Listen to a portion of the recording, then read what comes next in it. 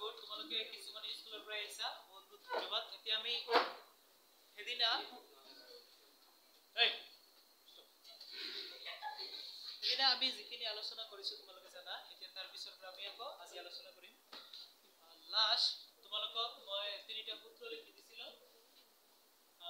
দাপোনৰ সূত্ৰবিলাক লিখি দিছিলো হেই শেষত যিখিনি সূত্ৰ হৈছিল তাৰ পিছৰ পৰা আমি আজি আলোচনা কৰিম তাৰ কাৰণে তোমালোকে সম্পূৰ্ণৰূপে যাতে মনোযোগ দিয়া এইটো আশা কৰিছো তো তাৰ কাৰণে কোন প্ৰথমে মই ইয়াত এটা দাপোনৰ ছবি আঁকিম তাৰ পৰা আমি লাহে লাহে আগবাঢ়ি যাম কোন প্ৰথমে আমি ইয়াত এটা দাপোনৰ ছবি আঁকিম এটা আমি দাপোনৰ ছবি আঁকিম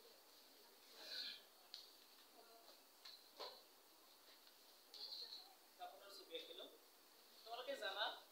এইটো হল অবতল দাপন কাৰণ ইয়াৰ যেটো নেকি প্ৰতিফলক পৃষ্ঠ এটো ভিতৰত আছে নে প্ৰতিফলক পৃষ্ঠ ভিতৰত থাকিলে তাক কোৱা হয় অবতল দাপন আৰু প্ৰতিফলক পৃষ্ঠ মানে কি এইটো তোমালোকক কেইবা বাৰো কৈছে যেটো পৃষ্ঠত পোহৰ আহি পৰি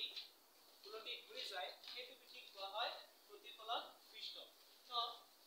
এইটো সাইডত কালাৰ কৰা আছে ৰং কৰা আছে ইয়াতো পোহৰ পৰিলে উলটি ঘূৰি যাব নোৱাৰে যেনেকা তোমালোকে আইনা বিলাক দেখিছা যেটো সাইডত কালাৰ কৰা থাকে তাতে পোহৰ পৰিলে উলটি ঘূৰি না যায় যেটো সাইডত কালাৰ না থাকে তাতে পোহৰ পৰিলে উলটি ঘূৰি যায় তো ইয়াতে কালাৰ কৰা নাই এইটো দাপোনত ইয়াতে পোহৰ পৰিলে উলটি ঘূৰি যাব আৰু এইটো কেনেকা ভিতৰত আছে তো পোহৰ পৰি উলটি ঘূৰি যোৱা পৃষ্ঠটো যদি ভিতৰত থাকে তাক কোৱা হয় অবতল দাপন পোহৰ পৰি উলটি ঘূৰি যোৱা পৃষ্ঠক কোৱা হয় প্ৰতিফলক পৃষ্ঠ তো এই দাপোনত প্ৰতিফলক পৃষ্ঠ কত আছে ভিতৰত আছে গতিকে প্ৰতিফলক পৃষ্ঠ যদি ভিতৰত আছে এটা অবতল দাপন আৰু প্ৰতিফলক পৃষ্ঠ বাহিৰত থাকিলে কি দাপন উত্তল দাপন এতিয়া তোমালোকে দাপনৰ অংশবিলাক ধুনীয়াকৈ জানা আমি বিভিন্ন অংশবিলাক তোমালোকক দেখাইছিলো অংশবিলাক যেনেকৈ এইটো পি লেফট সি তোমালোকে এই অংশবিলাক ধুনীয়াকৈ জানা এতিয়া দাপনৰ আগত যদি কোনো এটা বস্তু ৰখা হয় দাপনৰ আগত বা আইনা বুলি কোৱা হয় আমাৰ সাধাৰণ মুৰব্বাত আইনা বুলিও কোৱা হয় আইনা বা দাপনৰ আগত যদি কোনো এটা বস্তু ৰখা হয় তেনেহলে কি হয় সেই বস্তুটো আইনাৰ ভিতৰত দেখা যায় বা দাপনৰ ভিতৰত এই বস্তুটো দেখা যায় যেটো বস্তু আগত ৰখা হয় তোমালোকক কৈছে সেইটো বস্তুটো কি বুলি কোৱা হয় লক্ষ্য বস্তু যেটো বস্তু আগত ৰখা হয় সেইটো দাপনৰ আগত মই এই বস্তুটো এনেকৈ ৰাখিছো কি বস্তু লক্ষ্য বস্তু এতিয়া এই বস্তুটো যে মই ৰাখিছো লক্ষ্য বস্তু ইয়াক আমাৰ দাপনৰ ভিতৰত দেখা যাব যেটো দেখা যাব ইয়াক কাক কোৱা হ'ব ছবি বা প্ৰতিবিম্ব ধৰা হল এইটো আমাৰ কি আছিল আমাৰ লক্ষ্য বস্তুটো আছিল আৰু এইটো আগত ৰাখা হৈছে দাপনৰ আগত ৰখা হৈছে ইয়াৰ ছবিটো আমাৰ দেখা যাব ধৰা ছবিটো আমাৰ ঠিক ইয়াতে দেখা গৈছে ছবি বা প্ৰতিবিম্ব আমাৰ ইয়াতে দেখা গৈছে এইটো হ'ল প্ৰতিবিম্ব এইটো হ'ল আমাৰ লক্ষ্য বস্তু এইটো লক্ষ্য বস্তু এইটো হ'ল আমাৰ প্ৰতিবিম্ব ইফালে এতিয়া লক্ষ্য বস্তুটো এইটো হ'ল আমাৰ কি প্ৰতিবিম্ব আমি এতিয়া আমাৰ তোমালোকক যে মই কিবা এটা নিয়ম দিছিলো ইউ ভি এফ আৰ কেতিয়া প্লাস হয় কেতিয়া মাইনাস হয় কোনটো দাপনত প্লাস হয় কোনটো দাপনত মাইনাস হয় এইটো তোমালোকক জনাৰ কাৰণে এটা সূত্ৰ দিছিলো অল ইউ মানে অল ইউ সূত্ৰটোৰ সহায়ত তোমালোকে অতি সহজে গম পাইছিলা অল ইউ সূত্ৰটোৱে কৈছে যে কোনটো মাইনাস কোনটো প্লাস হয় অল ইউ ইয়াতে অল মাইনাস আৰু ইউ মাইনাস তোমালোক দিয়া হৈছে অল মাইনাস কাৰ অবতল হলে অল মাইনাস আৰু উত্তল হলে ইউ মাইনাস অবতল হলে অল মাইনাস আৰু উত্তল হলে ইউ মাইনাস অল মানে কি অল মানে ইউ ভি এফ আৰ এই চাৰিটা কয় অল এই চাৰিটা minus U V F R চাৰিটাৰ আগত যেতিয়া অংক কৰিম সূত্ৰৰ সহায়ত তেতিয়া ইউ ভি এফ আৰ এইবিলাকৰ আগত দিম আমি মাইনাস যদি কি হয় দাপনটো কি হয় অবতল দাপন হয় আৰু আমি দিম ইউ মাইনাস যদি দাপনটো হয় উত্তল দাপন গতি উত্তল দাপনৰ কাৰণে ইউ মাইনাস বাকি রয়েল ভি এফ আর এইটা লব প্লাস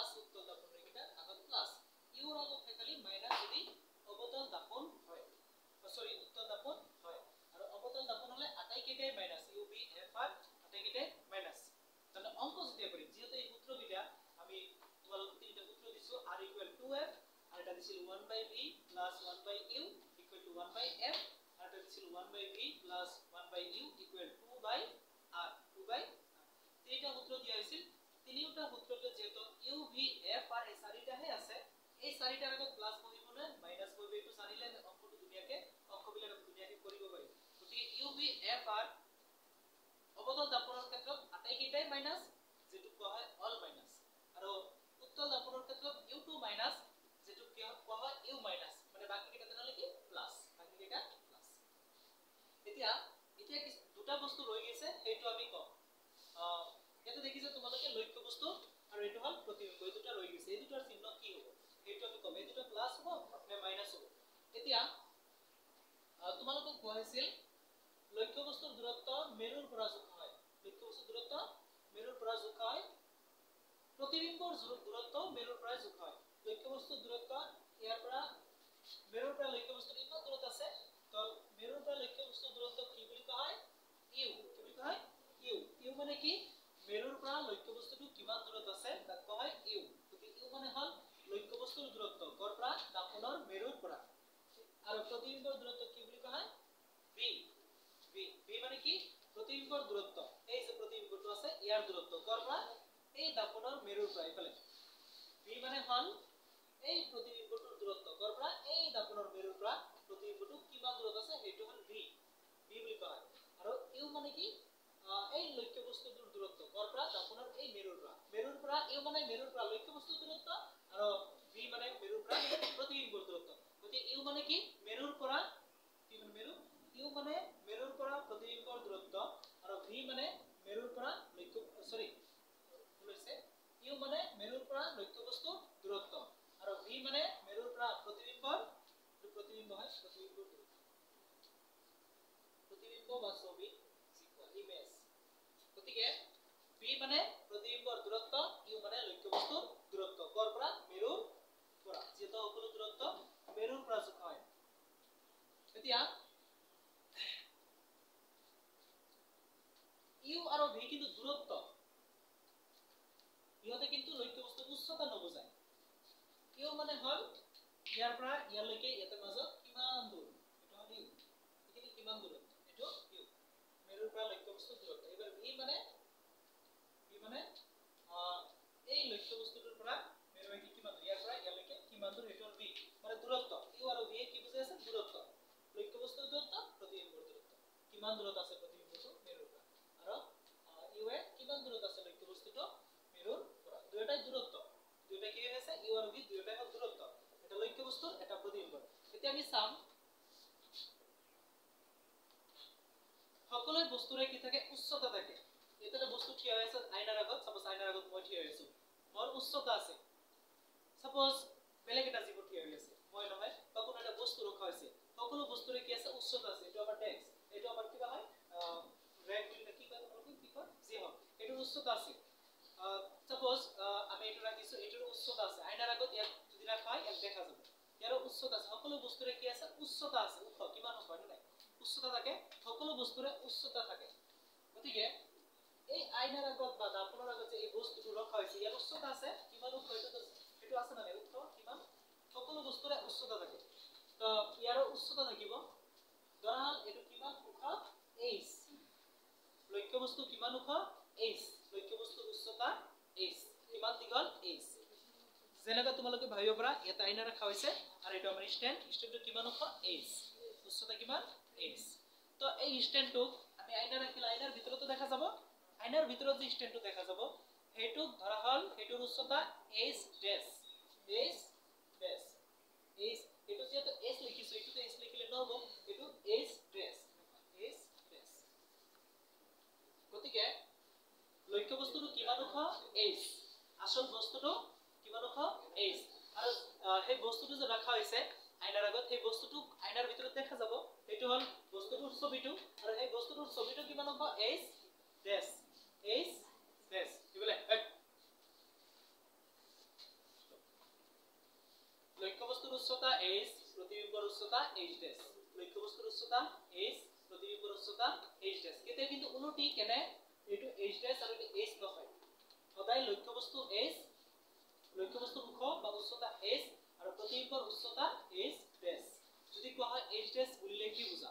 ডেছ মানে হল প্ৰতিবিম্বৰ উচ্চতা বা প্ৰতিবিম্বটো কিমান ওখ সেইটো আৰু এজ বুলিলে কি বুজা যেটো আসল বস্তুটো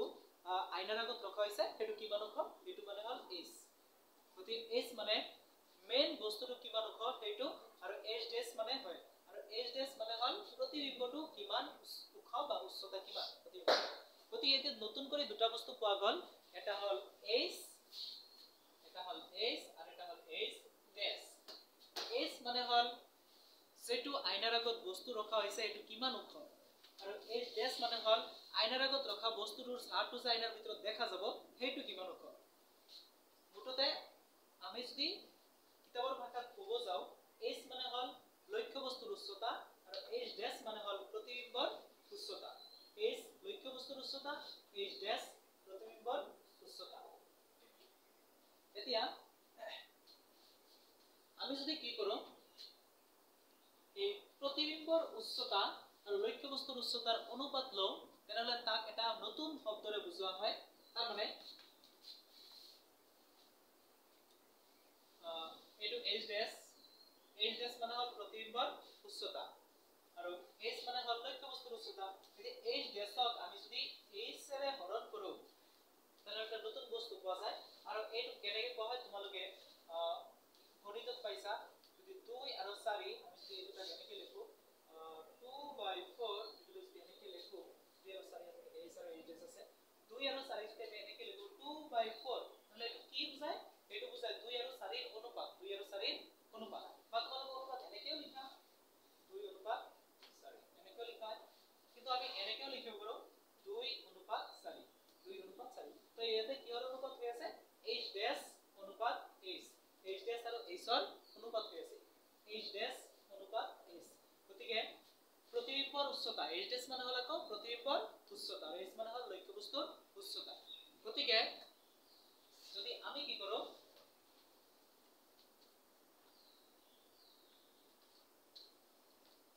এইচ ডেছ আৰু এইচৰ অনুপাত লও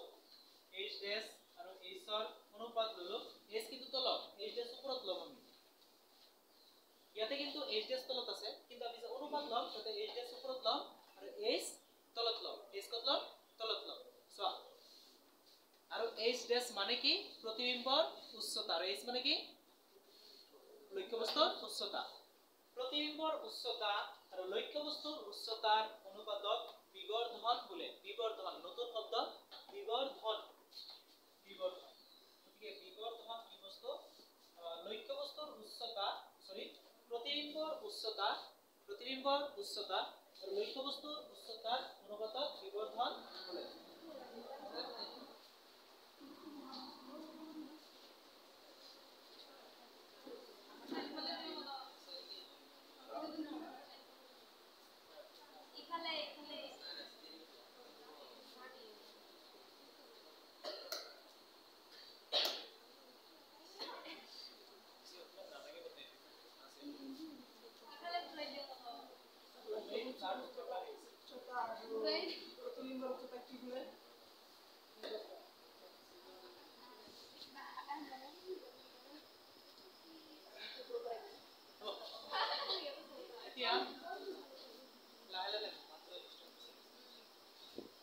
গতিকে বিবৰ্ধন মানে কি বিবৰ্ধন কি বস্তু আমি এটা নতুন শব্দ পালো বিবৰ্ধন প্ৰতিবিম্বৰ উচ্চতা আৰু লক্ষ্য বস্তুৰ উচ্চতাৰ অনুপাতক কি বোলে বিবৰ্ধন বোলে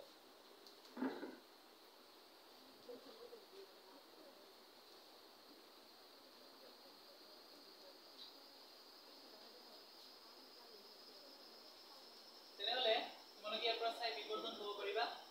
পোন প্ৰথমে আমি বিবৰ্ধন বুজাৰ কাৰণে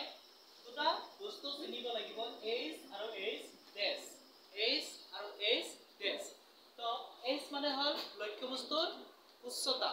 মানে কোনো বস্তু যদি দাপনৰ আগত বা আইনাৰ আগত ৰখা হৈছে এটো কিমান ওখ এটো হল এইচ মানে মেইন বস্তুটো যিমান ওখ তাক কোৱা হ'ব এইচ তোমালোকৰ উদাহৰণেদি যদি ক'ব খুজো সাপোজ কোনোবা এটা ষ্টুডেন্ট আইনাৰ আগত থিয় হৈছে তেও কিমান ওখ কাকো ডাইৰেক্টলি ক'ব খোজা নাই তেও কিমান ওখ হেতু কোৱা হ'ব এইচ আসল যেটো মানুহ এটো কিমান ওখ তাক কোৱা হ'ব এইচ আৰু তেওঁৰ ছবি যে দেখা যাব আইনাৰ ভিতৰত সেইটো কিমান ওখ সেইটো কোৱা হ'ব h ডেশ সেইটো কোৱা হ'ব h ডেশ গতিকে h মানে লক্ষ্যবস্তুৰ উচ্চতা আৰু h ডেশ মানে হল প্ৰতিবিম্বৰ উচ্চতা আমি যদি কি কৰো এই প্ৰতিবিম্বৰ উচ্চতা ওপৰত লিখো লক্ষ্যবস্তুৰ উচ্চতা তলত লিখো তাহলে ইয়াক কোৱা হয় বিবৰ্ধন কেনেকৈ কোৱা হয় কোৱাতে কিতাপৰ ভাষাত গলে কেনেকৈ ক'ব লাগিব प्रतिबिंबर उच्चता और लक्ष्यबस्तुर उच्चतार अनुपातक विवर्धन बोले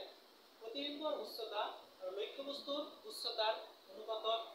विवर्धन बोले प्रतिबिंबर उच्चता और लक्ष्यबस्तुर उच्चतार अनुपातक विवर्धन बोले गतिके विवर्धन की प्रतिबिंबर उच्चता और लक्ष्यबस्तुर उच्चतार अनुपातक विवर्धन बोले এটা কথা ক'ব লাগিব যে বিবৰ্ধন কেৱল এক ধৰণে লিখা নহয় বিবৰ্ধনৰ দুটা সংজ্ঞা আছে দুই ধৰণে ক'ব পৰা যায় বিবৰ্ধন কাক বোলে গতিকে প্ৰতিবিম্বৰ উচ্চতা আৰু লক্ষ্যবস্তুৰ উচ্চতাৰ অনুপাতক বিবৰ্ধন বোলে বা আকৌ আমি এটা বেলেগ ধৰণে ক'ব পাৰো বিবৰ্ধনে কি বুজায় বিবৰ্ধনে আৰু বেলেগ কথা বুজায় সেইটো আমি কৈ আছো বিবৰ্ধনে কি বুজায় আমাৰ কি হ'ব লক্ষ্যবস্তু আৰু প্ৰতিবিম্ব সদায় এক সমান ওখ নহয় মানে আইনাৰ ভিতৰত তুমি যেটো ছবি চাবা আৰু আসল যেটো ছবি আছে সেইটো কেতিয়াও এক সমান হ'ব নোৱাৰে এক সমান ওখ নহয় তাৰ কাৰণে তুমি এটা প্ৰমাণ কৰি চাব পাৰা তুমি এটা আইনা বা দাপোন ল'ব পাৰা বা তুমি কেতিয়াবা লক্ষ্য কৰিছা হয়তো যেতিয়া সূৰ্য যেতিয়া হেলনীয়া হৈ যায় সূৰ্য হেলনীয়া হৈ গলে তুমি চাবা সূৰ্য যেতিয়া হেলনীয়া হৈ যায় আবেলি হয় তুমি নিজৰ গাৰ ছাটো চাবা তুমি আসল তোমাৰ যেটো নেকি উচ্চতা তোমাৰ ছাৰ যেটো উচ্চতা সেইটো নিমিলে চাবা তুমি কেতিয়াবা ছুটি হৈ গৈছা ছাত কেতিয়াবা কি হৈ গৈছা ছুটি হৈ গৈছা গতিকে তোমাৰ উচ্চতা আৰু ছাৰ উচ্চতাৰ লগত নিমিলে গতিকে ইয়াৰ পৰা ক'ব পৰা যায় আইনাটো ঠিক দাপোনটো ঠিক তেনেকৈ হয় কেতিয়াবা লক্ষ্যবস্তুটো ডাঙৰ হয় আৰু প্ৰতিবিম্বটো সৰু হয় কেতিয়াবা প্ৰতিবিম্বটো ডাঙৰ হয় লক্ষ্যবস্তুটো সৰু হয় গতিকে লক্ষ্যবস্তুৰ উচ্চতা আৰু প্ৰতিবিম্বৰ উচ্চতা সদায় সমান হ'ব নোৱাৰে কেতিয়াবা আকৌ আইনাত তোমাক যিমান ওখ দেখা যাব তুমি আসল মানুহটো কিমানে ওখ হোৱা গতিকে কেতিয়াবা লক্ষ্যবস্তুৰ উচ্চতা আৰু প্ৰতিবিম্বৰ উচ্চতা সমানেই হয় আৰু কেতিয়াবা লক্ষ্যবস্তু ডাঙৰ হয় প্ৰতিবিম্বটো যেটো হয় ছবিটো যেটো হয় এটো সৰু হয় কেতিয়াবা ছবিটো ডাঙৰ হয় আৰু লক্ষ্যবস্তুটো সৰু হয় কেতিয়াবা ছবিটো ডাঙৰ হয় লক্ষ্যবস্তুটো ডাঙৰ হয় গতিকে আমি কি দেখা পালো তিনিটা কেছ দেখা পাও তিনিটা ঘটনা দেখা পাও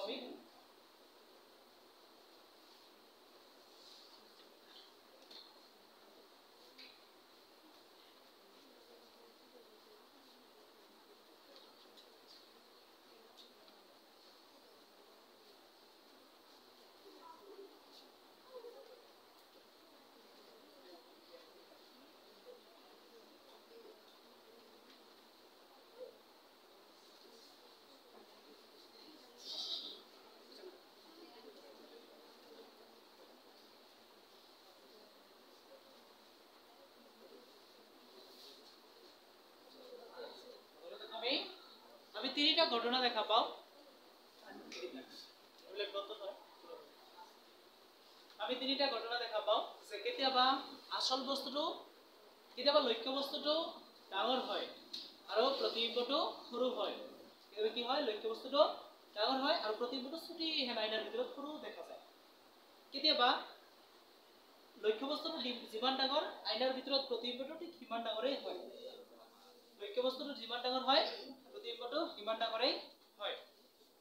গতিকে কেতিয়াবা লক্ষ্যবস্তু আৰু প্ৰতিবিম্ব সমান হয় কেতিয়াবা লক্ষ্যবস্তু আৰু প্ৰতিবিম্বৰ ভিতৰত কেতিয়াবা এটা ডাঙৰ হয় এটা সৰু হয় এনেকৈ হয় কেতিয়াবা দুয়োটাই সমান হয় লক্ষ্যবস্তু আৰু প্ৰতিবিম্ব দুয়োটাই সমান হয় কেতিয়াবা লক্ষ্যবস্তু ডাঙৰ প্ৰতিবিম্ব সৰু আৰু কেতিয়াবা প্ৰতিবিম্ব ডাঙৰ লক্ষ্যবস্তু সৰু হয় গতিকে আমি কি কৰিব পাৰো লক্ষ্যবস্তু আৰু প্ৰতিবিম্বৰ আকাৰ তুলনা কৰিব পাৰো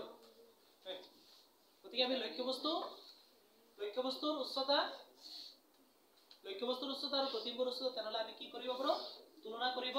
পাৰো গতিকে আমি কি কৰিব পাৰো লক্ষ্যবস্তুৰ উচ্চতা আৰু প্ৰতিবিম্বৰ উচ্চতা তুলনা কৰিব পাৰো লক্ষ্যবস্তুৰ উচ্চতাক লক্ষ্যবস্তুৰ আকাৰ বুলিও কোৱা হয় আৰু প্ৰতিবিম্বৰ উচ্চতাক প্ৰতিবিম্বৰ আকাৰ বুলিও কোৱা হয় মানে h আৰু h ড্যাশ যে লিখিছিলো ইহতক উচ্চতা বুলিও কোৱা হয় আৰু ইহতক আকাৰ বুলিও কোৱা হয় ইহতক কি বুলি কোৱা হয় উচ্চতা বুলিও কোৱা হয় বা আকাৰ বুলিও কোৱা হয় গতিকে তুমি h আৰু h ড্যাশ গতিকে তুমি এক কি বুলি বুজি পাবা কেতিয়াবা উচ্চতা বুলিও ক'লে বুজিব লাগিব কেতিয়াবা আকাৰ বুলি ক'লেও বুজিব উচ্চতা বা আকাৰ গতিকে উচ্চতা বা আকাৰ h কাৰ আকাৰ h হল লক্ষ্যবস্তুৰ আকাৰ বা উচ্চতা আৰু h ড্যাশ কাৰ প্ৰতিবিম্বৰ আকাৰ বা উচ্চতা h লক্ষ্যবস্তুৰ আকাৰ বা উচ্চতা আৰু h ড্যাশ প্ৰতিবিম্বৰ আকাৰ বা উচ্চতা তোমালোকে পুৰা অ্যাটেনশন দিব লাগিব তোমালোক হোৱা নাই হা আৰু বহুত মনোযোগ দিব লাগিব কাৰণ এইটো লেসনে আমাৰ আটাইতকৈ দীঘল আৰু এটা সম্পূৰ্ণ মনোযোগ দিলে তোমালোকে অংকবিলাক কৰিব পাৰিবা আৰু প্ৰতিটো শব্দ কোনটো চিহ্নই কি বুজায় সেইবিলাক জানিব পাৰিবা ইয়াৰ আগতে যিখিনি হল তোমালোকে গম পাইছা হয়তো তো h ড্যাশ মানে হল প্ৰতিবিম্বৰ উচ্চতা বা আকাৰ আৰু h মানে হল লক্ষ্যবস্তুৰ উচ্চতা বা আকাৰ নেক্সট ফাইনালি মই তোমালোকক একবাৰ ৰিপিট কৰাম তোমালোকে ক'ব লাগিব তো এতিয়া তেনেহলে আমি যদি কি কৰো তেনেহলে তোমালোকে দেখা পালা কেতিয়াবা লক্ষ্যবস্তু ডাঙৰ হয় কেতিয়াবা প্ৰতিবিম্ব ডাঙৰ হয় কেতিয়াবা দুটা সমানেই হয় হয় না কেতিয়াবা দুটা সমানেই হয় গতিকে এতিয়া বিবৰ্ধনে কি বুজায় বিবৰ্ধনে বুজায় লক্ষ্যবস্তু আৰু প্ৰতিবিম্বৰ ভিতৰত কোনটো ডাঙৰ আৰু কোনটো সৰু লক্ষ্যবস্তু আৰু প্ৰতিবিম্ব এই দুটাৰ ভিতৰত কোনটো ডাঙৰ আৰু কোনটো সৰু যেতিয়া আমি এনেকে h ড্যাশ বাই h লিখো তেতিয়া ইহতে বুজায় যে এই দুটাৰ ভিতৰত কোনটো ডাঙৰ আৰু কোনটো সৰু হেতু বুজায় ইয়াতো বিবৰ্ধন বুলি কোৱা হয় এনেকে লিখিলে তাক বিবৰ্ধন বুলি কোৱা হয় h ড্যাশ আৰু h ৰ অনুপাতক কোৱা হয় বিবৰ্ধন কিন্তু এনেকে লিখিলে কি বুজায় এনেকে লিখিলে h ড্যাশ আৰু h ৰ অনুপাত ললে মানে প্ৰতিবিম্বৰ উচ্চতা আৰু লক্ষ্যবস্তুৰ উচ্চতা প্ৰতিবিম্বৰ উচ্চতা আৰু লক্ষ্যবস্তুৰ উচ্চতা প্ৰতিবিম্বৰ উচ্চতা আৰু লক্ষ্যবস্তুৰ উচ্চতাৰ অনুপাত ললে তাকতো বিবৰ্ধন বুলি কোৱা হয় কিন্তু ইয়াতে কি বুজায় ইয়াতে বুজায় যে লক্ষ্যবস্তুৰ তুলনাত প্ৰতিবিম্বটো কিমান ডাঙৰ বা সৰু নে ইহত দুয়ো সমান এটো বুজায় গতিকে বিবৰ্ধনে কি বুজায় বিবৰ্ধনে বুজায় বা h ড্যাশ বাই h যেটো এক বিবৰ্ধন বুলি অলপ আগত তোমালোকক কৈছিল হয় নাই এক মই কি কৈছিল অলপ আগতে বিবৰ্ধন h ড্যাশ বাই h ইয়াক কোৱা হৈছিল বিবৰ্ধন গতিকে কি বুজায় ই বুজায় প্ৰতিবিম্বৰ উচ্চতাৰ তুলনাত লক্ষ্যবস্তুটোৰ উচ্চতা কিমান ডাঙৰ বা সৰু হেতু বুজায় মানে ইহত দুয়ো সমান হেতু বুজায় গতিকে ফাৰ্স্ট তোমালোকক কৈছিলো বিবৰ্ধন কাক বোলে প্ৰতিবিম্বৰ উচ্চতা আৰু লক্ষ্যবস্তুৰ উচ্চতাৰ অনুপাতক বিবৰ্ধন বোলে আৰু সহজকে ক'ব গ'লে কিন্তু এটো লিখিলে নহব সহজকে ক'ব গ'লে প্ৰতিবিম্বৰ লক্ষ্যবস্তুৰে হৰণ কৰিলে বিবৰ্ধন পোৱা যায় প্ৰতিবিম্বৰ উচ্চতা লক্ষ্যবস্তুৰ উচ্চতাৰে হৰণ কৰিলে বিবৰ্ধন পোৱা যায় কিন্তু এটো লিখিলে নহব ক'লে ইমান সূত্ৰ নহয় গতিকে প্ৰতিবিম্বৰ উচ্চতা আৰু লক্ষ্যবস্তুৰ উচ্চতাৰ অনুপাতক বিবৰ্ধন বোলে আৰু এই বিবৰ্ধনে কি বুজায় বিবৰ্ধনে বুজায় যে প্ৰতিবিম্ব আৰু লক্ষ্যবস্তু এই দুটাৰ ভিতৰত কোনটো ডাঙৰ গতিকে বিবৰ্ধনে বুজায় লক্ষ্যবস্তুৰ আকাৰৰ তুলনাত প্ৰতিবিম্বটো আকাৰত কিমান গুণে ডাঙৰ বা সৰু নে ইহত দুয়ো সমান আকৌ অতি চমুকৈ কৈ দিম যাতে এইবাৰ মনত থাকে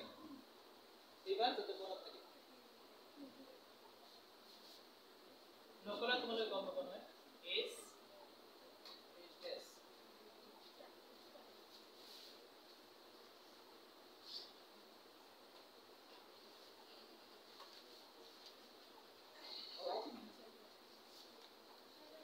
pay attention please সকলে এতিয়া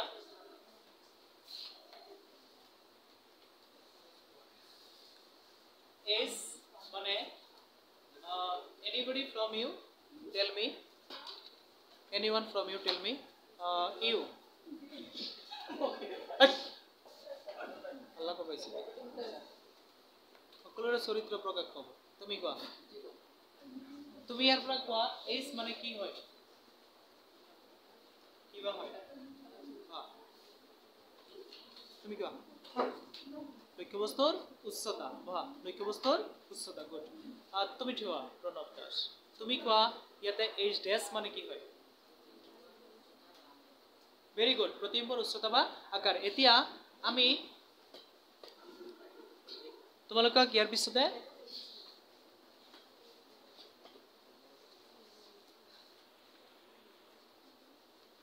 এতিয়া আমি এই দুইটা যেটো তোমালোকে গম পাইছা এটা তোমালোকক এটা নতুন বস্তু দেখুৱা হ'ব এইটো তোমালোকে গমে পাইছা h মানে হল লক্ষ্য বস্তুৰ উচ্চতা h ডেশ মানে হল প্ৰতিবিম্বৰ উচ্চতা বা আকাৰ উচ্চতাক আৰেটা শব্দৰে কোৱা হয় আকাৰ গতিকে আমি এটো ক'ব পাৰিম লক্ষ্য বস্তুৰ আকাৰ বা লক্ষ্য বস্তুৰ উচ্চতা এটো ক'ব পাৰিম প্ৰতিবিম্বৰ আকাৰ বা প্ৰতিবিম্বৰ উচ্চতা এই দুটা লিখিছা এতিয়া আমি এটো লও লোৱা হ'ব ওপৰত আৰু এটো লোৱা হ'ব তলত এতিয়া আমি বুজি পাম এটোৰে प्रतिबिंबर उच्चता और लक्ष्य वस्तुर उच्चतार अनुपात प्रतिबिंबर उच्चता और लक्ष्य वस्तुर उच्चतार अनुपात जेतु प्रतिबिंबर उच्चता और एटु लक्ष्य वस्तुर उच्चता एटु এনেকে লিখিছো তারপরে কি प्रतिबिंबर उच्चता और लक्ष्य वस्तुर उच्चतार अनुपात प्रतिबिंबर उच्चता और लक्ष्य वस्तुर उच्चतार अनुपात और এই অনুপাতকে কোয়া হয় বিবর্ধন একেই কোয়া হয় বিবর্ধন এই কোয়া হয়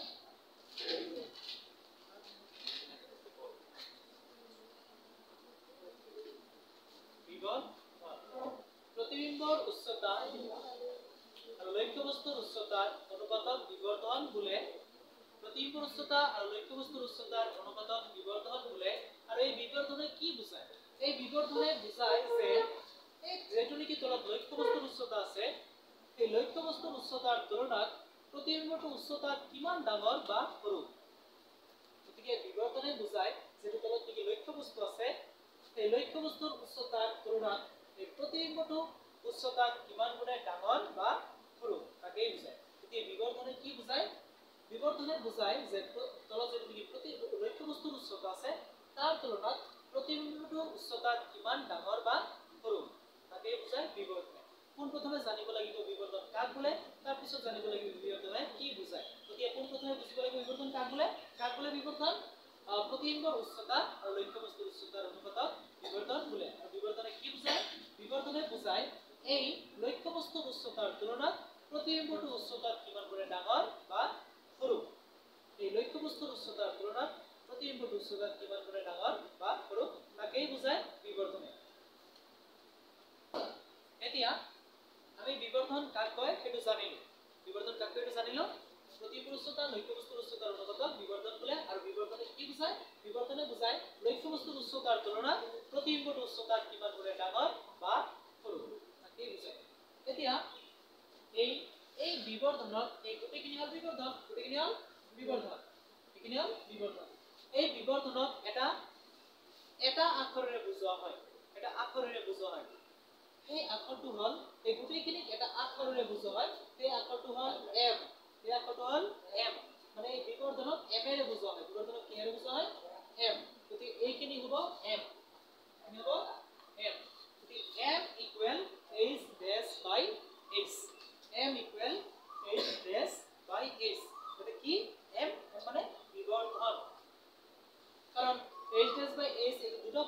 এই দুটা বস্তু একেলগে এটা আখৰেৰে বুজোৱা হয় যেটো হল m কি m আৰু ইয়াতে m মানে কি বিবৰ্ধন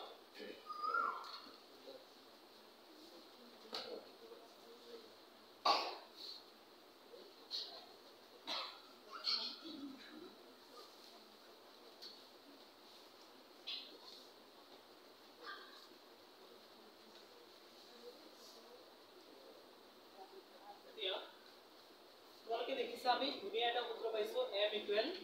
h ড্যাশ বাই h এই সূত্ৰটো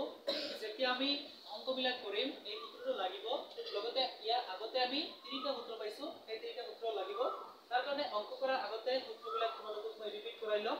তাৰ আগতে এই সূত্ৰটো তোমালোকে আকবাৰ চাই লও যে তুমি বুজি দিয়া হ'ব m equal h dash by h এতিয়া আমি এই সূত্ৰটোৰ লগত আৰু এটা সূত্ৰ একেলগে সংযুক্ত কৰিব লাগিব তেতিয়া হেইখিনি আমি চাম ইয়াৰ লগতে আৰু এইখিনিৰ লগত আমি নতুন এটা সূত্ৰ সংযোগ কৰিম চাবা কেনেকৈ আমি সংযোগ কৰিম এতিয়া তাৰ কাৰণে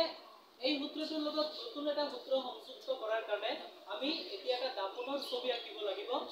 তাৰ পিছতে আমি নতুন সূত্ৰটো ইয়াৰ লগতে সংযুক্ত কৰিব পাৰিম আমি ইয়াতে এটা অৱতল দাপনৰ ছবি আঁকিম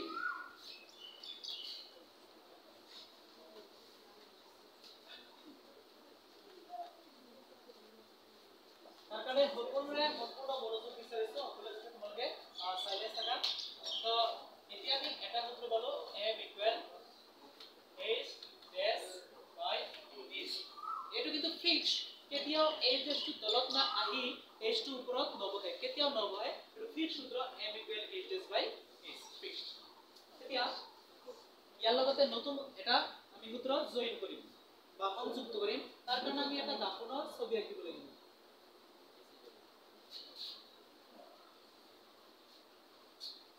আমি এনেকে এটা অৱতল দাপনৰ ছবি আঁকি লৈছো এটা অৱতল দাপনৰ আমি ছবি আঁকি লৈছো ইয়াতে এটা আমাৰ কি আছে লক্ষ্য বস্তু আছে ইয়াতে এটা আমাৰ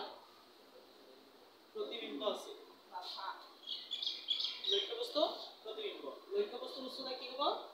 h ইয়াৰে very good h and h dash এতিয়া p পৰা এই লক্ষ্য বস্তুৰ যিমান দূৰ তাক হয় u এতিয়া p পৰা এই প্ৰতিবিম্বটো যিমান দূৰ তাক হয় v তাক হয় v এতিয়া আমি কি কৰিব পাৰো এই যত নেকি h আছে ঠিক আমি কি কৰিব এটো কলনি কৰিব পাৰিম এটো সব কেনেকৈ কলনি কৰিব পাৰো আমি দুই নম্বৰ এটা সূত্ৰ লিখিম m equal তাকানে এটা মাইনাস দিব লাগিব এই নতুন সূত্ৰটো পোৱাৰ কাৰণে আমি এটা মাইনাস দিব লাগিব m equal মাইনাস সোয়া h আমাৰ ওপৰ ফালে আছে h আমাৰ ইয়াতে তলত আছে সূত্ৰটো h আমাৰ তলত আছে তো আমি h কি h হল লক্ষ্য বস্তুৰ উচ্চতা h হল লক্ষ্য বস্তুৰ উচ্চতা তো আমাৰ u মানে কি মেৰুৰ পৰা লক্ষ্য বস্তুৰ দূৰত্ব মেৰুৰ পৰা লক্ষ্য বস্তুৰ দূৰত্ব u আৰু h হল লক্ষ্য বস্তুৰ উচ্চতা আমি কি কৰিব পাৰিম যত নেকি লক্ষ্য বস্তুৰ উচ্চতা আছে এটা মাইনাস দিব লাগিব যত লক্ষ্য বস্তুৰ উচ্চতা আছে তাতে লক্ষ্য বস্তুৰ দূৰত্ব বহাই দিব পাৰিম লক্ষ্য বস্তুৰ উচ্চতা h লক্ষ্য বস্তুৰ উচ্চতা h আৰু লক্ষ্য বস্তুৰ দূৰত্ব কি u এতে u বহাই দিম প্ৰতিবিম্বৰ উচ্চতা h dash আৰু প্ৰতিবিম্বৰ দূৰত্ব কি প্ৰতিবিম্বৰ দূৰত্ব v তো আমি প্ৰতিবিম্বৰ উচ্চতাৰ জায়গাত প্ৰতিবিম্বৰ দূৰত্ব বহাই দিম আৰু প্ৰতিবিম্বৰ লক্ষ্য বস্তুৰ উচ্চতাৰ জায়গাত লক্ষ্য বস্তুৰ দূৰত্ব বহাই দিম লক্ষ্য বস্তুৰ উচ্চতাৰ জায়গাত লক্ষ্য বস্তুৰ কি বহাই দিম দূৰত্ব লক্ষ্য বস্তুৰ উচ্চতাৰ জায়গাত লক্ষ্য বস্তুৰ দূৰত্ব আৰু প্ৰতিবিম্বৰ উচ্চতাৰ জায়গাত প্ৰতিবিম্বৰ দূৰত্ব বহাই দিম এতিয়া যদি উদা কিয় বহাই দিম মানে আমি এনে বহাম এটো নতুন সূত্ৰ হয় এটো পোৱাৰ কাৰণে বহাই দিম তো h ৰ জায়গাত আমি u বহাই দিছো আৰু h dash ৰ জায়গাত কি বহাই দিছো v আমি এনেকা নতুন সূত্ৰ পাম m = -v/u তেনেহলে আমি বিবৰ্ধনৰ আৰু এটা নতুন সূত্ৰ পালো আমি কি কৰিম এই দুটা একেলগে জয়েন কৰি লিখি দিম যেহেতু এইটো বিবৰ্ধন m এইটো বিবৰ্ধন m গতিকে আমি এই দুটা একেলগে লিখিলে কেনেকৈ পাম চোৱা 1 আৰু 2 যদি একেলগে লিখা হয় যেহেতু দুয়োটাই আমাৰ বিবৰ্ধনৰ সূত্ৰ আমি তেনেহলে পাম m equal ফাৰ্স্ট সূত্ৰটো লিখি m equal h dash by h is equal minus v by u আমি এনেকৈ পাম কারণ m মানে a2 হয় অথবা m মানে a2 হয় m মানে কত m মানে h dash by h অথবা m মানে minus v by u কেন নাই m মানে ইয়াৰ পৰা h dash by h ইয়াতে m মানে minus v by u যদি দুটা একেলগে লিখিলে হ'ব m equal h dash by h equal minus v by u আমি দুটো সূত্র একলগ কৰি দিলে এনেকৈ পাম m দুইবাৰ আছে দুইবাৰ নিলিখো আমি কেইবাৰ লিখিম একলগ কৰিলে m একবাৰই লিখিম আমি একলগ কৰিলে একবাৰ লিখিম ইয়াক কোৱা হয় সম্পূৰ্ণ বিবৰ্ধনৰ সূত্ৰ এটো হল আমাৰ সম্পূৰ্ণ বিবৰ্ধনৰ সূত্ৰ গতিকে m equal h dash by h is equal minus v by u এটো হল আমাৰ সম্পূৰ্ণ বিবৰ্ধনৰ সূত্ৰ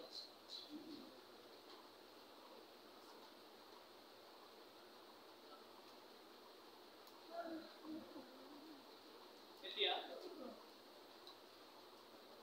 ইয়াৰ পিছতে আমি নতুন এটা টপিক আলোচনা কৰিম তাৰ আগতে তোমালোকক এটা সহজ বস্তু আমি মনত কৰাই দি তাৰ পিছত এই নতুন টপিক লৈ আগবাঢ়িম তোমালোকে ইয়াৰ আগতে অবতল আৰু উত্তল দাপনৰ ছবিবিলাক দেখিছিলা কেনেকুৱা হয় অবতল দাপন আৰু কেনেকুৱা উত্তল দাপন ইতিমধ্যে তোমালোকে জানা ছবি এটা আছে এইটো অবতল দাপনৰ ছবি আৰু এনেকুৱা কি হয় তাহলে এইটো উত্তল দাপন তোমালোকৰ উত্তল দাপন কাৰণ আমাৰ প্ৰতিফলন পৃষ্ঠ বাহিৰৰ ফালে বেকা এইটো উত্তল দাপন তো তোমালোকে চিনি পোৱা অবতল আৰু উত্তল দাপন এতিয়া আমি অবতল আৰু উত্তল দাপন কি কামত কোনবিলাক কামত ব্যৱহাৰ কৰা হয় আমাৰ এইবিলাক আমি চাম কিতাপত যিবিলাক কি আছে আমি এইবিলাক অলপ তোমাক কৈ দিম তো ফাৰ্স্ট অবতল দাপন কি কামত ব্যৱহাৰ কৰা হয় পৰীক্ষাত আহে অবতল দাপনৰ এটা ব্যৱহাৰ লিখা অবতল দাপনৰ এটা ব্যৱহাৰ লিখা তোমালোকে কেনেকৈ লিখিবা কি কামত ইউজ কৰা হয় ইউজ যেনেকা আমি গাড়ী কি কামত ইউজ কৰো সৰি আমি মোবাইল কি কামত ইউজ কৰো মোবাইল বিভিন্ন কামত ইউজ কৰো সবা উদাহৰণ হিসাবে আমি মোবাইল ফোন কৰাৰ ব্যবহাৰ কৰো মোবাইল বিভিন্ন ভিডিও বিলাক চোৱাৰ কাৰণে ইউটিউবত বিভিন্ন ভিডিও চোৱাৰ কাৰণে আমি মোবাইল ব্যবহাৰ কৰো ঠিক তেনেকৈ আমি অবতল দাপন কি কামত ব্যবহাৰ কৰো আমি অবতল দাপন তোমালোকে দেখিছা দোকান বিলাকত চুলি কটোৱা হয় চুলি কটোৱা দাপন হিসাবে বা দাড়ি খুৰোৱা দাপন হিসাবে অবতল দাপন ব্যবহাৰ কৰা হয় চুলি কটা বা দাড়ি খুৰোৱা দাপন হিসাবে অবতল দাপন ব্যবহাৰ কৰা হয় কিয় কাৰণে অবতল দাপনৰ ডাঙৰ ছবি দেখা যায় ডাঙৰ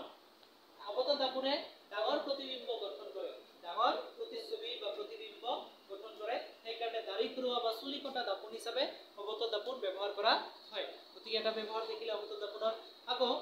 দন্ত চিকিৎসক বিলাক যে আছে দাঁতৰ চলতে চাই দন্ত চিকিৎসকসকলে দাঁতৰ গুৰি ভালকৈ পৰ্যবেক্ষণ কৰিবলৈ আমাৰ অবতল দাপন ব্যৱহাৰ কৰে গতিকে দেখিলা দন্ত চিকিৎসকসকলেও অবতল দাপন ব্যৱহাৰ কৰে এতিয়া আৰু অবতল দাপনৰ ব্যৱহাৰ আছে যেনেকুৱা টৰ্চ লাইট চাৰ্জাৰ লাইট এইবিলাকতো আমাৰ অবতল দাপন ব্যৱহাৰ কৰা হয় তো এইবিলাক কামত আমাৰ কি দাপন ব্যৱহাৰ কৰা হয় অবতল দাপন ব্যৱহাৰ কৰা হয় ফাৰ্স্ট এক নম্বৰ দাড়ি খুৰোৱা বা চুলি কটোৱা দাপন হিচাপে অবতল দাপন ব্যৱহাৰ কৰা হয় দুই নম্বৰ দন্ত চিকিৎসকসকলে ৰোগীৰ দাঁত পৰ্যবেক্ষণ কৰিবলৈ অবতল দাপন ব্যৱহাৰ কৰে তিন নম্বৰ চাৰ্জ লাইট বা টৰ্চ লাইট ইত্যাদিত অবতল দাপন ব্যৱহাৰ কৰে বা কৰা হয় এইবিলাক আৰু এতিয়া উত্তল দাপনৰ ব্যৱহাৰ তোমালোকে দেখিছানে গাড়ীৰ এনেকা দুই সাইডে দুটা দাপন লগোৱা থাকে পিছফালে দেখাৰ কাৰণে এইবিলাক হল আমাৰ উত্তল দাপন গাড়ীৰ পিছফালে চোৱা দাপন হিচাপে উত্তল দাপন ব্যৱহাৰ কৰা হয় কাৰণ উত্তল দাপন লগালে বহুত দূৰ দেখিব পৰা যায় কাৰণ উত্তল দাপন বিলাক এনেকুৱা বেকা হয় বাহিৰৰ ফালে বেকা উত্তল দাপন বাহিৰৰ ফালে বেকা কাৰণে এনেকুৱা বাহিৰৰ ফালে বেকা কাৰণে বহুত দূৰ দেখাব পাৰে গতিকে গাড়ীৰ পিছলৈ চাবলৈ উত্তল দাপন ব্যৱহাৰ কৰা হয় কিহৰ কাৰণে ব্যৱহাৰ কৰা হয় কাৰণ উত্তল দাপন যেহেতু বাহিৰৰ ফালে বেকা গতিকে ইহঁতে কি কৰিব পাৰে বহুত দূৰলৈ পৰ্যবেক্ষণ কৰাত সহায় কৰিব পাৰে তো আমি এইখিনি অবতল উত্তল দাপনৰ এটা ব্যৱহাৰ আছে তদুপৰি উত্তল দাপন বিলাক কি কৰা হয় আমাৰ বিভিন্ন দোকান বিলাকত লগোৱা থাকে যাতে কি কৰিব পৰা যায় নিৰাপদে থাকিব পৰা যায় চোৰ বিলাক যাতে সোমাব নোৱাৰে এইবিলাক কামত আমাৰ উত্তল দাপন বিলাক ব্যৱহাৰ কৰা হয় এতিয়া আমি ইয়াৰ পিছতে নতুন এটা টপিকলৈ আগবাঢ়িম তোমালোকে কিন্তু মনত ৰাখিব লাগিব উত্তল দাপন আৰু অবতল দাপন কমসে কম এটা কি কামত ব্যৱহাৰ কৰা হয় গাড়ীৰ পিছলৈ চোৱা দাপন হিচাপে উত্তল দাপন ব্যৱহাৰ কৰা হয় কাৰণ উত্তল দাপন যেহেতু বাহিৰৰ ফালে বেকা ইহঁতে বহুত দূৰলৈ পৰ্যবেক্ষণ কৰাত সহায় কৰিব পাৰে শুনিবা সকলো শুনিবা হলে এতিয়া অবতল দাপন কি কামত ব্যৱহাৰ কৰা হয় ইয়াৰে প্ৰায় 2-3টা ব্যৱহাৰ আছে অবতল দাপন এক নম্বৰ দাড়ি খুৰোৱা দাপন হিচাপে অবতল দাপন ব্যৱহাৰ কৰা হয় দুই নম্বৰ দন্ত চিকিৎসকসকলে ৰোগীৰ দাঁত পৰ্যবেক্ষণ কৰিবলৈ অবতল দাপন ব্যৱহাৰ কৰে তিন নম্বৰ টৰ্চ চাৰ্জ লাইট ইত্যাদি অবতল দাপন ব্যৱহাৰ কৰা হয় এতিয়া আমি নতুন এটা টপিকলৈ আগবাঢ়িছো এইটো হল প্ৰতিহৰণাংক নতুন এটা টপিক প্ৰতিহৰণ নহয় কিন্তু আমি কোন প্ৰথমে যেতিয়া ক্লাসটো আৰম্ভ হৈছিল ভিজন তেতিয়া তোমালোকক প্ৰতিহৰণ কাক এইটো কৈছিলো আৰু কি বস্তু আছিল এইটো প্ৰতিহৰণ কি আছিল প্ৰতিহৰণ এনেকুৱা আছিল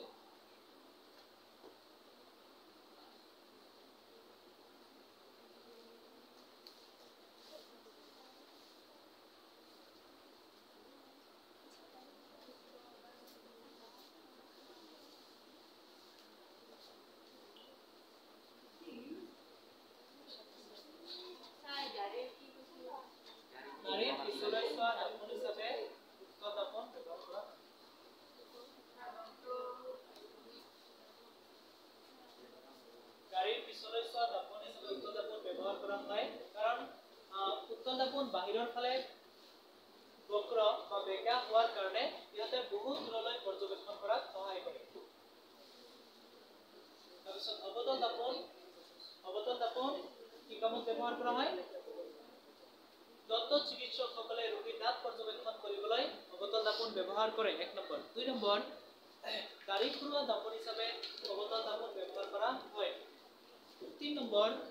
টৰ্চ, চাৰ্চ লাইট ইত্যাদি অৱতল দাপোন ব্যৱহাৰ কৰা হয়। এইবিলাক গ'ল। এতিয়া আমি মেন যেটো আটাইতকৈ দৰকাৰী টপিক এইটো এতিয়া আলোচনা কৰিম। আজি মানে লাষ্ট হ'ব। আপোনালোকে চাই লোৱা। ইয়াৰ আগতে যেতিয়া ফাৰ্ষ্ট এইটো অধ্যায়ৰ আলোচনা কৰা হৈছিল সকলোৱে সম্পূৰ্ণ মনোযোগ দিবা। এতিয়া আমি প্ৰতিহৰণৰ বিষয়ে চাম এতিয়া আৰু প্ৰতিহৰণৰ দুটা টপিক প্ৰতিহৰণ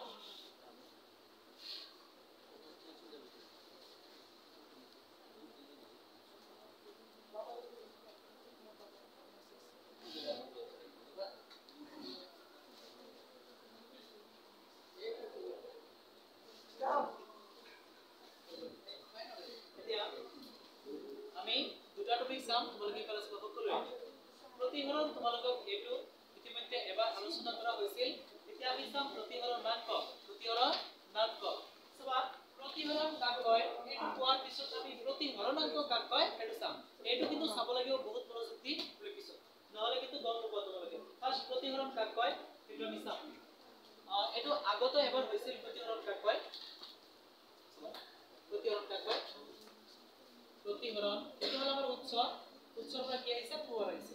উৎসৰ পৰা অহা পোহৰক কয় আপতিত ৰশ্মি। আপতিত ৰশ্মি। তো এইটো আপতিত ৰশ্মি আহিছে। আপতিত ৰশ্মি তাৰ মাজেৰে আহিছে বায়ু আহিছে। বায়ু আছে, বায়ু বিভিন্ন কণাবিলাক আছে। তোমালোকে জানা বায়ু বিভিন্ন কণা আছে, অক্সিজেন, নাইট্ৰজেন, হিলিয়াম। তো এইটো বায়ু আছে। বায়ুৰ মাজেৰে এটা আপতিত ৰশ্মি আহিছে উৎসৰ পৰা, হয়নে? এইটো বায়ু আছে চাৰিওফালে। এতিয়া সূৰ্যৰ পৰা যদি আহে, সূৰ্যটো উৎস, সূৰ্যটো হল উৎস। উৎসৰ পৰা পোহৰ বায়ুৰ মাজেৰে আহিছে। উৎসৰ পৰা পোহৰ কিহৰ মাজেৰে আহিছে? বায়ুৰ মাজেৰে আহিছে। বায়ু তেনেহলে কি হ'ব? কোৱা হ'ব মাধ্যম। যাৰ মাজেৰে আহিব পোহৰ তাক কোৱা হ'ব মাধ্যম। গতিকে উৎসৰ পৰা পোহৰ বায়ুৰ মাজেৰে আহিছে। বায়ুৰ মাজেৰে আহিছে। উৎসৰ পৰা অহা পোহৰ, উৎসৰ পৰা পোহৰ এটা মাধ্যমৰ মাজেৰে আহি প্ৰতিহৰণ কাক বোলে? উৎসৰ পৰা পোহৰ, উৎসৰ পৰা পোহৰ এটা মাধ্যমৰ মাজেৰে আহি মাধ্যম উৎসৰ পৰা পোহৰ এটা মাধ্যমৰ মাজেৰে আহি আন এটা মাধ্যমত যদি পৰে কি হয়?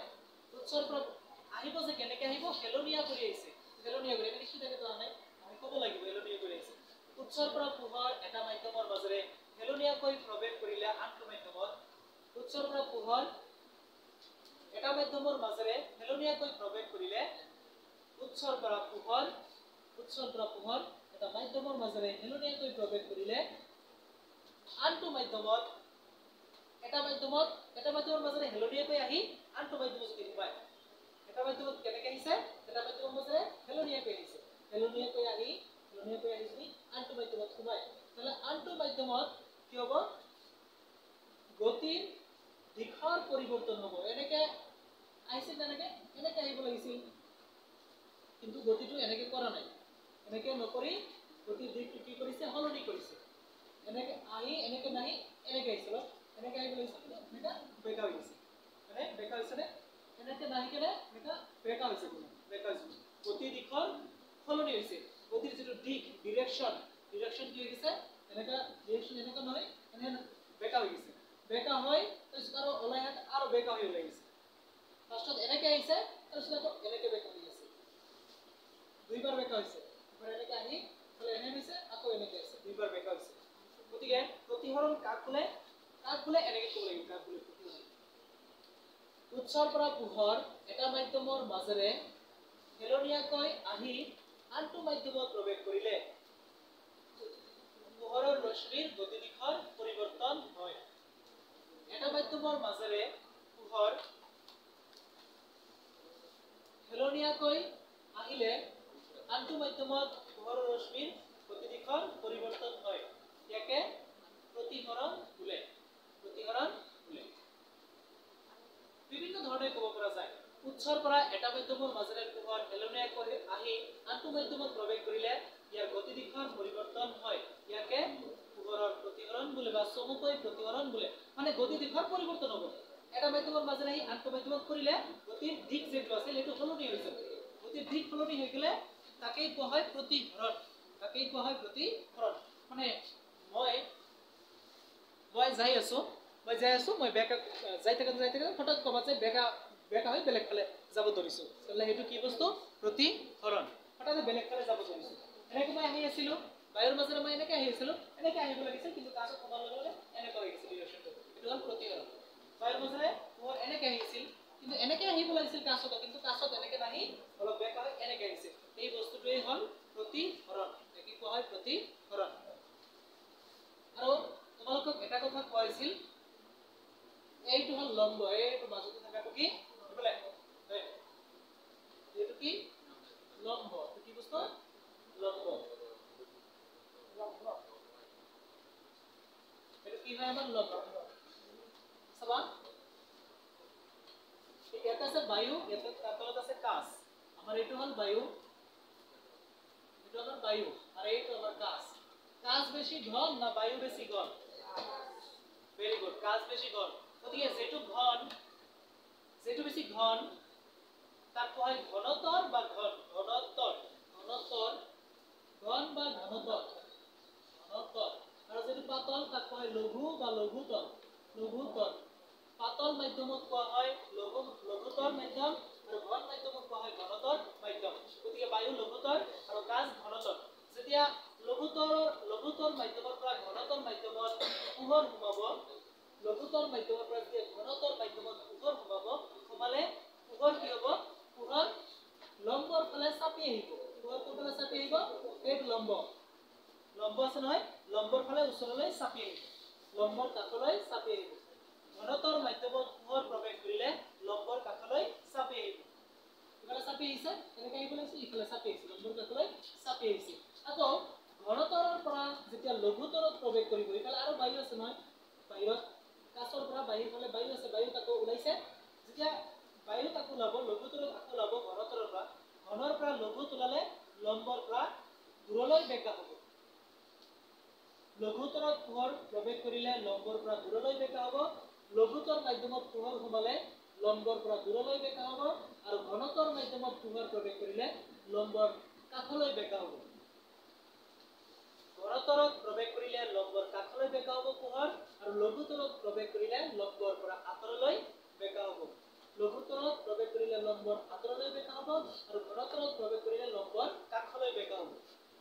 লম্বৰ কাষলৈ পোহৰ বেকা হৈ লম্বৰ কাষৰ ফালে যাব, আৰু লঘুতৰত প্ৰৱেশ কৰিলে লম্বৰ পৰা আঁতৰলৈ প্ৰৱেশ কৰিব। পৰীক্ষাত কোৱেশ্চন আহে,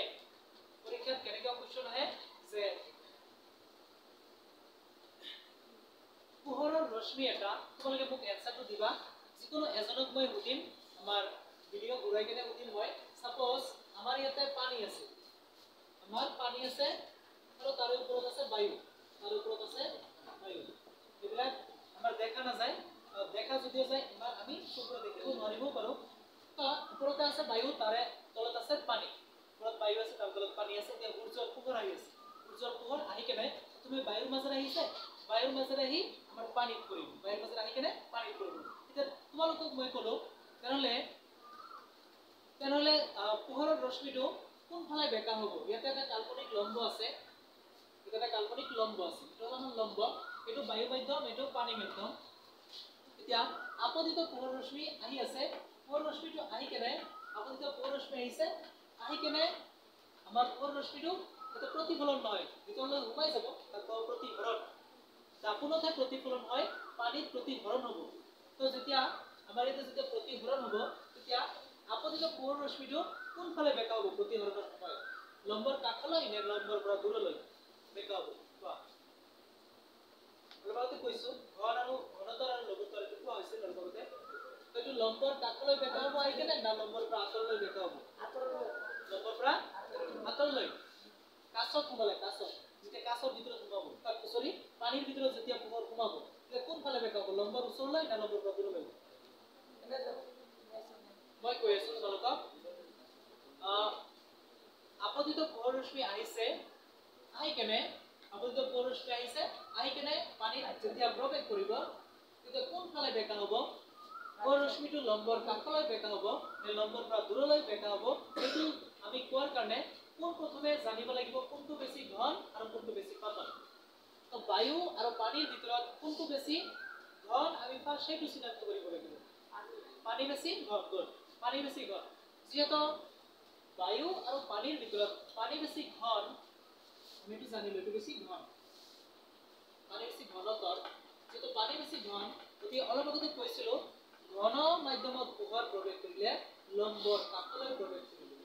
লম্বৰ কাষলৈ বেকা হ'ব আৰু ঘনৰ পৰা যেতিয়া আকৌ লঘুত প্ৰৱেশ কৰিব লম্বৰ পৰা আঁতৰলৈ বেকা হ'ব গতিকে যেতিয়া পানীত পোহৰ প্ৰৱেশ কৰিব তেতিয়া লম্বৰ কাল্পনিক লম্বৰ কাষলৈ বেকা হ'ব কাৰণ আমাৰ পানী বেছি ঘন ঘনত প্ৰৱেশ কৰিলে লম্বৰ কাষলৈ আৰু লঘুত প্ৰৱেশ কৰিলে লম্বৰ পৰা আঁতৰলৈ ঘনত প্ৰৱেশ কৰিলে লম্বৰ কাষলৈ আৰু লঘুত প্ৰৱেশ কৰিলে লম্বৰ পৰা আঁতৰলৈ ওকে কোৱা ঘনত প্ৰৱেশ কৰিলে কোনফালে লম্বৰ কাষলৈ ঘনত প্ৰৱেশ কৰিলে কাল্পনিক লম্বৰ কাষলৈ পোহৰ বেকা হ'ব আৰু লঘুত প্ৰৱেশ কৰিলে লম্বৰ পৰা আঁতৰলৈ এটো বহুত দৰকাৰী তোমালোক এনেকা কোৱেশ্চন দিব সাপোজ কেনেকা কোৱেশ্চন দিব পাৰে আমাৰ বায়ুৰ মাজেৰে অহা পোহৰ আমাৰ কিয় প্ৰৱেশ কৰিছে বিভিন্ন মাধ্যম বিলাক এটা আছে আমাৰ পেজ নম্বৰ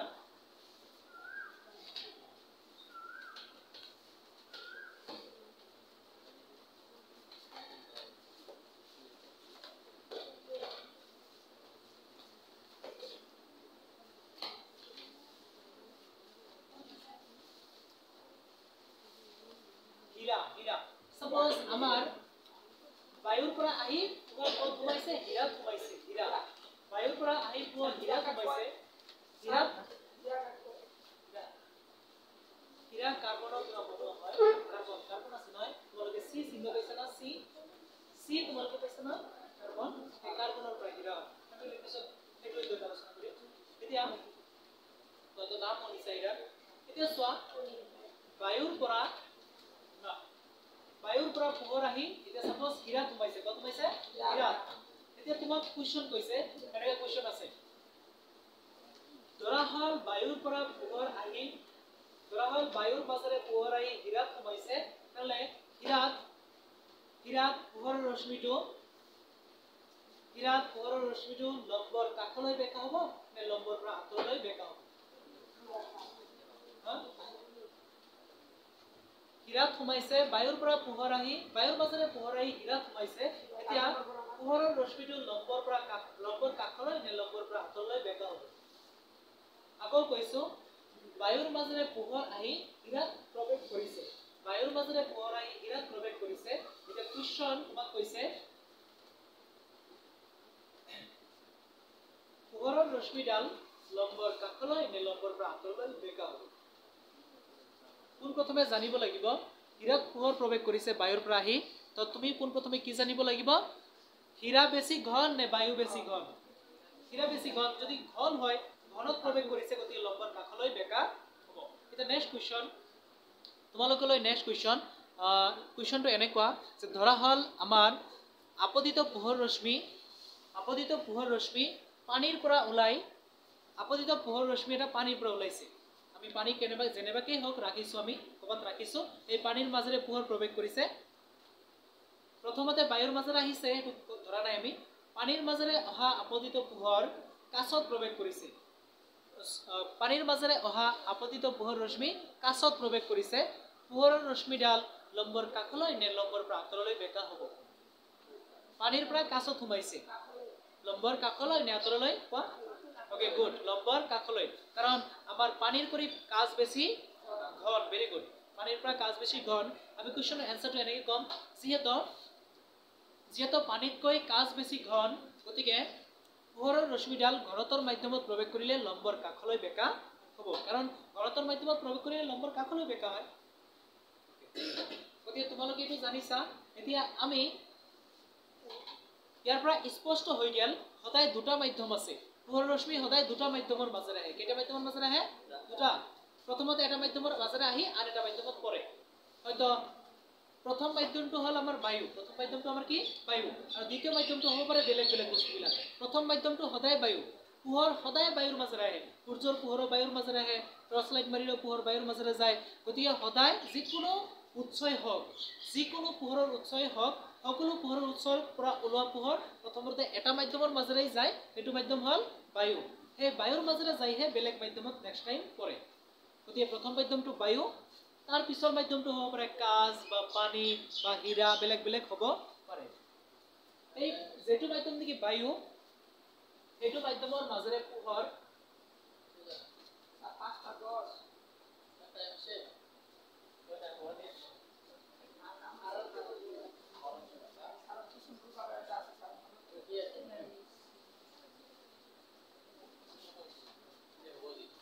আমি অহাকালি আকৌ আলোচনা কৰিম গুড ধন্যবাদ সকলোকে